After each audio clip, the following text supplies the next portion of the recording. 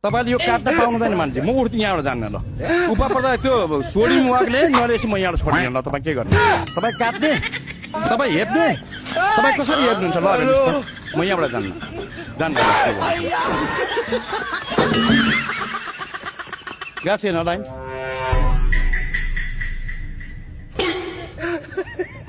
होइन काटेको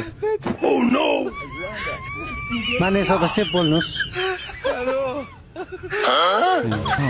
मलाई अहिले यो भयो जनताले चुनेर आएको प्रतिनिधि हो म त हेर्नु तपाईँले एकैचोटि होइन नि म त 3 चोटि आमामा जनताले भारी मत दिएर जिताएको मान्छेले कसरी थोरै बोल्छ थोरै बोल्न मिल्छ मिल्दैन मलाई धनकुटाको जनताले भनिसके तिमीले धनकुटाको बारेमा राम्रो कुरा राख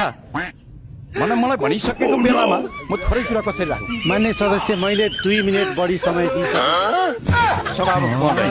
मान्य सदस्य आफ्नो भनाइ छुट्याउनुहोस्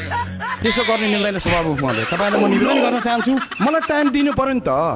तपाईँहरू हेपेको जाने हेप्न मिल्छ यहाँ यो सदनमा सदस्य प्रतिनिधि सदस्य एमपीहरूलाई हेप्नु भएको तपाईँ नहेप्नुहोस् हेपो भने के हुन्छ त्यसको नचिता राम्रो आउँदैन हामीले पनि हिजो पनि जनताको सेवा गरेर आएको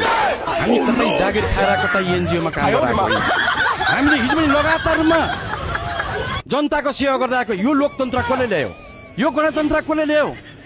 आज हामीले बनाएको बाटोमा तपाईँहरू झन्डा फहराएर हिँड्दै हुनुहुन्छ नि हामीले लिएको लोकतन्त्रमा दमदार तपाईँहरू भाषण गर्दै हुन्छ नि यो प्रजातन्त्रको निम्ति कसले गर्नु मात्रै सङ्घर्ष गरे त्यो हामीले गरेको होइन हामीले लिएको लोकतन्त्र हामीले लिएको प्रजातन्त्र गणतन्त्रमा तपाईँहरूले ठुलो कुरा गर्नु सुहाउँदैन मान्यज्यूहरूलाई म यो अनुरोध गर्छु हाम्रो पार्टी अध्यक्ष श्रद्धेय केपी ओली शर्माको पालामा लेखिएको त्यो लगातार छ के भयो अरू कुरो चाहिँ बेठी भन्ने त्यो चाहिँ कसरी तपाईँले डुप्लिकेट गर्नुभयो यसको जवाब चाहिन्छ चाहिँदैन हामीलाई जवाब चाहिन्छ